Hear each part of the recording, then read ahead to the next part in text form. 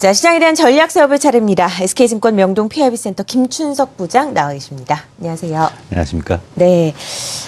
2013 거래일이 이제 이틀 남아 있습니다. 다음 주 월요일에는 거의 거래가 없을 것으로 예상이 되고 있는 상황에서 시장이 1999포인트 참 애매한 수준에 와 있는 상황입니다. 미국 증시는 연일 신고가잖아요. 네, 그렇습니다. 미국은 경기가 이제 정상화가 됐다라고 봐도 될까요? 결론적으로 말씀드리면 그렇게 봐야 될 것 같습니다. 그러니까 미국이 이제 테이퍼링을 시행했던 자체가 이미 그 자국의 경제에 대해서 상당한 자신감을 보여주고 있다라고 일단 봐야 될 것 같고요. 이런 여러 가지 것들이 수치상에 나타나고 있습니다. 이번에 발표됐던 3, 4분기 GDP 같은 경우가 4.1% 상승으로 나타났는데 이건 7분기 내에 최대 성장률을 기록한 것으로 보여지고 있습니다. 이걸 바탕으로 해서 역시 이제 주택 시장이 계속 회복세를 지속하고 있고요. 그래서 소비가 늘어나고 있고 향후는 이제 기업들의 설비 확충이 이제 관건이 되긴 하겠지만 상당히 긍정적으로 보여지고 있습니다.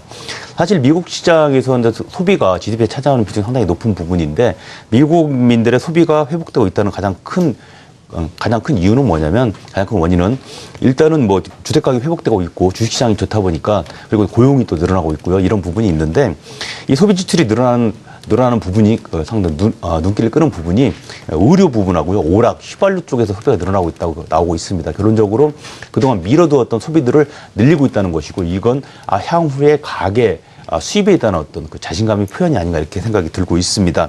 물론 지금 모기지 금리가 올라가고 있다 보니까 2014년 같은 경우는 주택 지표의 모멘텀 자체는 다소 둔화될 가능성이 있는 걸로 보여지고는 있지만 어찌되었든 경기 회복에 따라서 고용이 상당히 늘어나고 있는 부분이라든지 이런 부분들을 감안할 때 역시 주택 시장 회복세는 계속될 것이다 이렇게 전망할 수 있을 걸로 보여지고 있습니다. 특히 이제 올해 같은 경우는 연초에 미국의 금리 인상이 있었죠. 그리고 테이퍼링도 시퀀스터도 있었고요.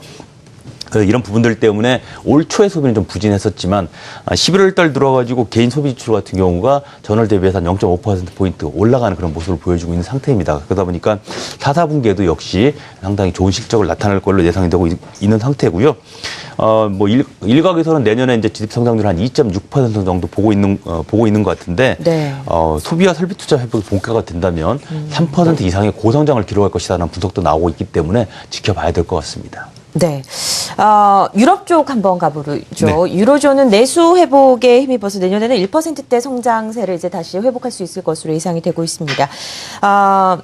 시장을 회복세로 봐야 된다. 아니다. 아직은 유럽은 리스크가 남아있다라는 의견이 상당히 팽팽히 맞서고 있는 게 사실인데요. 김준석 부장님께서는 어떻게 보시나요? 저는 이제 회복세를 보일 것이다라는 쪽에 이제 한 표를 주고 싶습니다. 네. 가장 중요한 게 뭐냐면 남유럽 사태라고 얘기를 하죠. 유로존 사태가 나타나다 보니까 유로존이 이제 그 침체로 들어가게 됐었는데 가장 먼저 지금 유로존 구제금을 받았던 나라 중에서 가장 먼저 나온 나라, 즉 탈피한 나라가 아일랜드가 되겠습니다. 일단 유로국의 첫 구제금을 공식을 졸업을 했는데요. 이런 부분들 자체가 이제 유럽 경기가 돌아오고 있다는 한 반증이라고 보여지고 있고요. 또한 그 제2의 유로존 사태를 방지하기 위한 가장 좋은 방안으로 나온 게 은행연합이라는 뱅킹 유니온이라는 거였는데 이거에 대한 2단계까지 라고 얘기를 하고 있는 단일은행 청산기구가 설립이 합의됐다는 부분도 향후에 어떤 이런 위기가 재발하지 않도록 하는 노력이 보여지고 있다라고 알 수 있을 것 같습니다. 물론 이 부분 자체는 독일의 입김이 너무 많이 반영이 되다 보니까 유로존 공동비용 부담을 최소화시킨다는 그런 결론에 도달을 했고요. 이 부분이 결국은 유럽의 표결에 있어가지고는 프랑스라든지 또는 재정 위기국들의 강한 반발이 나타날 걸로 보여서 최종 출범까지는 앞으로 수년이 걸릴 걸로 예상되고 있긴 하지만 어찌되었든 이런 의결체가 만들어지고 있다는 자체는 또 다른 위기를 막는 큰 요인이 될 걸로 보여지고 있는 상태입니다. 그리고 이제 세 번째는 유로존의 가장 큰 성장 동력이고 이끌어 나가는 축이라고 한다면 독일인데 그동안 독일이 상당히 지지부진한 경제 흐름을 보여왔었습니다. 그런데 지난 2, 4분기를 기점으로 해서 독일이 완만하지만 강한 상승세를 보이는 경제 활동을 보여주고 있다는 자체가 또 하나의 유럽이 턴어라운드 하고 있다는 어떤 그 자료로 볼 수 있다 이렇게 말씀드릴 수 있을 것 같습니다. 마지막은 ECB인데요. 미국에 이제 페드가 있다면 유럽에 ECB, 유럽 중앙은행이 있습니다. 그런데 아시는 것처럼 미국이 돈을 풀 때 유럽은 립서비스만으로도 유럽 위기를 잠재웠습니다. 때문에 지금 드라기 총재가 있는 한에 있어가지고는 유럽은 상당히 많은 수의 어떤 카드를 쥐고 있다고 볼 수 있을 것 같고요. 특히 그동안 들어도 계속 LTRO를 주장해왔던 드라기 총재 같은 경우가 12월 달 들어서는 LTRO에 대해서 좀 회의적인 어떤 그런 의견을 보이고 있다고 합니다. 이런 자체는 뭐냐면 이거 없이도 유럽 경기가 좋아질 수 있다라는 반증으로 볼 수가 있을 것 같고요.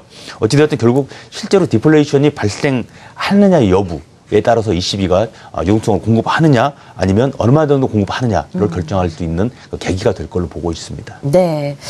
중국 시장은 최근에 4일간 상승 곡선을 이뤄가다가 오늘 장중에 또 하락세로 마무리가 됐습니다. 중국 증시를 좀 중요하게 생각해야 된다라는 분들이 많습니다. 장중에 우리 시장에 최근에 하락 압력을 많이 주고 있는데요. 중국 증시 어떻게 체크를 하시고 있습니까? 그렇습니다. 뭐 요 근래 아시는 것처럼 중국의 단기금리 뭐 시부라고 하지 않습니까? 네. 그게 뭐 아직 비정상적으로 급등을 하고 있다 보니까 우려감 때문에 중국 증시 좀 하락을 했었는데 결국 중국 당국이 유동성을 공급함으로써 그 불길은 껐습니다.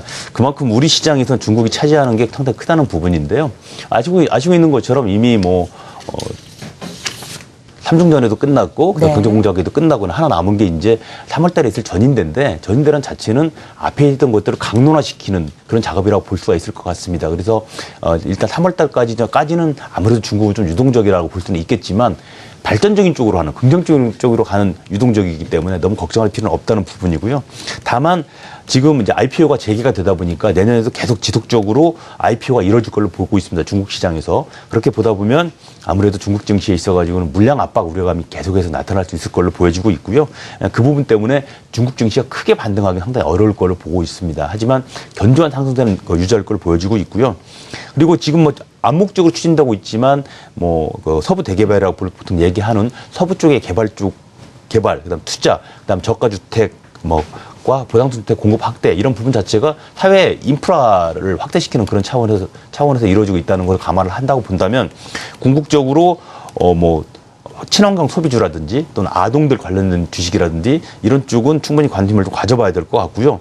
특히 전인대가 끝나고 나면 2014년에는 강론적으로 추진해왔던 부분들, 즉 교통망, 전력망, 그다음에 수리 건설 쪽도 확대될 예상으로 있는 상태이기 때문에 전방위적인 경제 부양은 아니겠지만 일단 소규모라도 경기 부양 상당히 이루어질 걸로 보여지고 있는 상태고요. 그런 부분을 감안한다고 친다면 중국도 올해보다는 좀 더 나은 모습을 보일 걸로 보여지고 있고 우리의 가장 최대 교육국인 중국이 좋아진다면 우리 정치 역시도 긍정적인 영향을 받을 것이다라고 분석해 볼 수 있을 것 같습니다. 네, 해외 시장을 점검해봤습니다.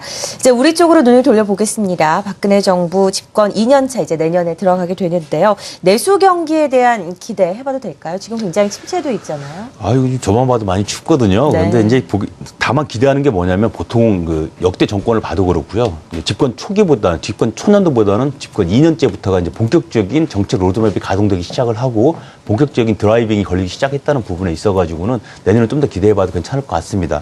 다만 우리나라 그 가계 대부분의 소득이 대부분 부동산에 묶여 있다는 부분이 있죠. 그러니까 집이라든지 땅이라든지 이런 데 묶여 있는 상황인데 현재와 같은 부동산 경기라고 친다면은 그렇게 긍정적으로 크게 올라올 수는 없는 부분이라고 보여질 수 있습니다. 하지만 지금 박근혜 정부 들어와서 계속해서 두세 번의 부동산 정책을 내놓고 있고 그게 크게 어떤 효과를 보고 있지는 못하지만 약간씩 효과가 나타나고 있다는 점을 감안한다고 친다면 내년은 그나마 올해보다는 좀 낫지 않을까라는 어떤 그런 생각을 해볼 수 있을 것 같습니다. 네, 내수 경기에 대한 이야기 계속해서 이어가고 있습니다. 잠시 광고 보고 오겠습니다.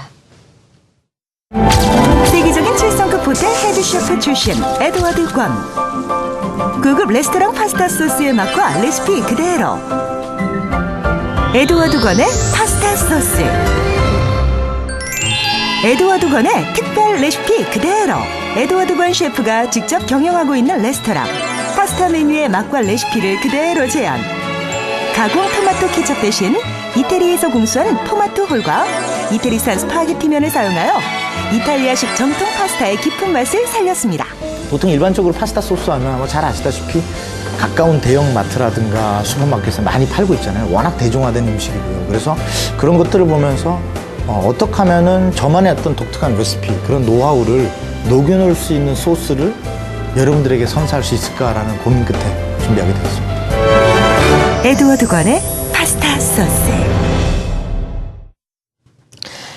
우리 시장이 외국인들이 매도세를 보이면서 좀 흔들린 것도 사실이지만 최근에 또 월말에 기관들의 매수세가 강하게 유입되기도 하고 있습니다. 미국의 테이퍼링 시행에 따라서 사실 우리 시장을 좀 쥐고 흔드는 게 외국인이기 때문에 외국인 매수에 대한 기대감이 좀 큰 게 사실인데요. 이 부분은 유입의 가능성에 대해서는 어떻게 보시나요? 저는 상당히 높다고 보고 있습니다. 그러니까 사실은 지금 뭐 미국이 어차피 테이퍼링 시행을 하고 있기 때문에 향후에도 점점 채권 매입자 줄여나가는 건 분명한 사실이고 이거에 따라서 이머징 마켓 쪽에서 자금 이탈될 거라는 것은 뭐 명확한 일인데요. 중요한 부분 자체는 우리나라 정도 그냥 이머징 마켓 안에서 우리나라든가 대만 정도가 차지하는 비중이 있다는 부분이죠. 즉 지금 현재 이머징에서 빠져나간 자금이 유럽이나 미국으로 바로 가기 어려운 부분이고요. 일본 같은 경우 너무 많이 올랐다는 부담감이 있지만 우리는 아직 그렇지 않다는 부분이 있습니다. 그래서 내년에 어차피 선진 시장 자체가 이머징 마켓보다 경제 성장 자체 개선폭이 더 클 거라는 걸 감안한다고 봤을 경우에 이머징 마켓 내에서의 자금 순환이 된다고 친다면 결론적으로 우리 시장으로 들어올 수 있는 여지가 상당히 커져 있다 이렇게 볼 수 있을 것 같습니다. 네. 자, 이머징 마켓 내 안정성을 좀 기대해도 된다라고 말씀을 하셨습니다. 우리 시장에 대해서 좀 이야기를 해보면요. 방향성에 따른 좀 대응 전략을 세워볼 필요가 있을 것 같은데요. 이 부분 좀 짧게 얘기를 해주시죠. 일단 뭐 제가 볼 때는 내년 초반, 1, 4분기 정도는 좀 흔들릴 가능성이 있긴 하지만 뒤로 갈수록 완만한 상승세를 보일 거라 생각을 하고 있습니다. 그래서 이제는 뭐 관심 가질 종목으로 보다 보면 뭐 반도체하고 반도체 장비 쪽, 즉 뭐 삼성전자라든가 SK 하이닉스의 증설 이슈도 있는 상태고요. 그다음에 중국도 역시 반도체 산업 육성의 의지를 표명하고 있다 보니까 이런 걸 좀 지켜보셔야 될 걸 보고 있고요. 두 번째는 조선 업종입니다. 해운 쪽이 상당히 좋아지고 있는 영향을 보여주고 있어요. 현 업황 자체가. 그래서 이제는 특수선보다도 상선 위주의, 즉 여러 가지 상선 쪽을 좀 눈여겨본다고 친다면은 그쪽에서 추가적인 수주가 나올 수 있다 이렇게 말씀드릴 수 있을 것 같고요. 마지막은 역시 중국 모멘텀이 영향을 끼치는 화학주 정도 이렇게 보야 될 것 같습니다. 큰 흐름으로 본다면 이런 세 개 정도 섹터가 좀 상승률이 높지 않을까 개인적으로 생각하고 있습니다. 네. 오늘 시장에 대한 전략 세워봤습니다. SK증권 명동피어비센터 김춘석 부장 함께했습니다. 고맙습니다.